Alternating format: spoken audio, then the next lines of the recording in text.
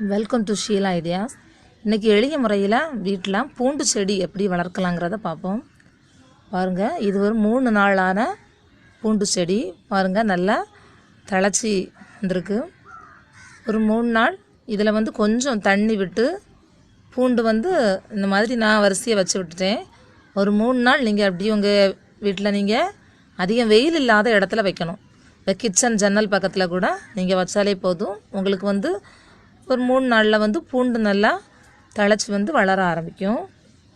பாருங்கள், நம்ம வீட்டில் சமையலுக்கு வாங்குகிற அந்த பூண்டு தான். அந்த வால் பகுதி மட்டும் கொஞ்சம் நல்ல நீளமாக இருந்ததுன்னா கொஞ்சம் கட் பண்ணி விட்டுருங்க. பாருங்கள், இதெல்லாம் நான் கட் பண்ணி விட்டுருக்குறேன். இதை மாதிரி நீங்கள் கட் பண்ணி வச்சிட்டிங்கன்னா போதும், உங்களுக்கு பூண்டு வளர ஆரம்பிக்கும். பாருங்கள், பூண்டு எல்லாமே நல்லா பாருங்கள் வேர் விட்டுருக்கு. பாருங்கள், வேர் விட்டு வளர்ந்துருக்கு. இப்போ ஒரு 3 நாள் ஆயிடுச்சு. நம்ம இதை நட்டு விட்டுறலாம். பாருங்கள், நல்லா வேர் வந்திருக்கு.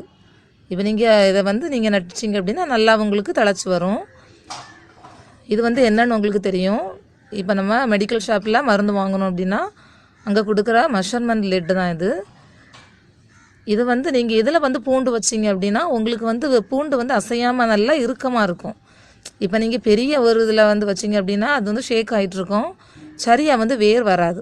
இப்போ இந்த சின்ன லிட்டர்னா ஒரு சின்ன பூண்டுனா ஒரு 5 முதல் 6 பூண்டு நீங்கள் நெருக்கமாக வைக்கலாம். வச்சு நீங்கள் இப்படி கொஞ்சம் பாருங்கள், கொஞ்சம் லைட்டாக நீங்கள் தண்ணி விட்டு அந்த வேர் பகுதி தண்ணியில் படுற அளவுக்கு உள்ள தண்ணி போதும். கொஞ்சம் நீங்கள் தண்ணி விட்டால் போதும். தண்ணி விட்டு இந்த மாதிரி நெருக்கமாக நீங்கள் ஒரு 5-6 பூண்டு வரைக்கும் நீங்கள் டைட்டாக வைக்கலாம். வச்சு நீங்கள் கிச்சன் ஜன்னல் பக்கத்தில் நீங்கள் வச்சு விட்டாலே போதும். ஒரு 3 நாளில் அந்த பாருங்கள் நல்லா இலை தழைச்சி வர ஆரம்பிக்கும். நீங்கள் நட்டு விட்டுச்சிங்கன்னா போதும், உங்களுக்கு பூண்டு சீக்கிரமே வளர ஆரம்பிக்கும். பாருங்கள், பூண்டு வைக்கிறதுக்கு ஒரு பெரிய இதெல்லாம் தேவையில்லை. ஒரு சின்ன ஒரு கண்டெய்னர் உங்களுக்கு கிடச்சாலே போதும். நீங்கள் அதில் பூண்டு வச்சா உங்களுக்கு நல்லா வரும். ஏன்னா பூண்டுக்கு ரொம்ப பெரிய அளவுக்கு வேர் விட்டு வராது. அதனால் ஒரு சின்ன இதில் கூட நீங்கள் பூண்டு வச்சா போதும். அதுக்குன்னு ஒரு பெரிய பாக்ஸ் எல்லாம் தேவையில்லை. பாருங்கள், இங்கே இந்த மாதிரி மண்ணை எடுத்துட்டு அதில் விரலில் ஒரு குழி போட்டு இந்த தளிர் மேலே இருக்கிறது மாதிரி இப்படி நீங்கள் நட்டு வச்சுருங்க. நட்டு வச்சிட்டிங்கன்னா போதும், உங்களுக்கு நல்லா வளர ஆரம்பிக்கும். ஒரு இதில் ஒரு முழு பெரிய பூண்டு உங்களுக்கு வரும். பாருங்க, இப்படி நீங்கள் நட்டு விட்டுருங்க.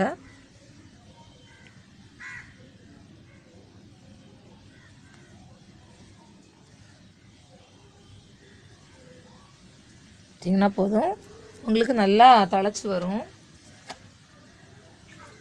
பாருங்கள், தண்ணி நீங்கள் லைட்டாக ஸ்ப்ரே இப்படி தெளித்தா போதும்.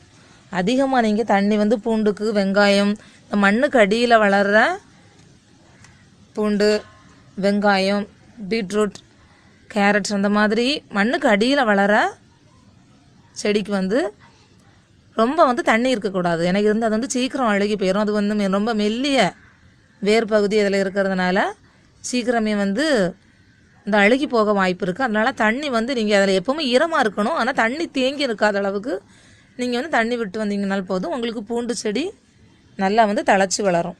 தேங்க்யூ விவாஸ். பிடிச்சதுன்னா சப்ஸ்கிரைப் பண்ணுங்கள்.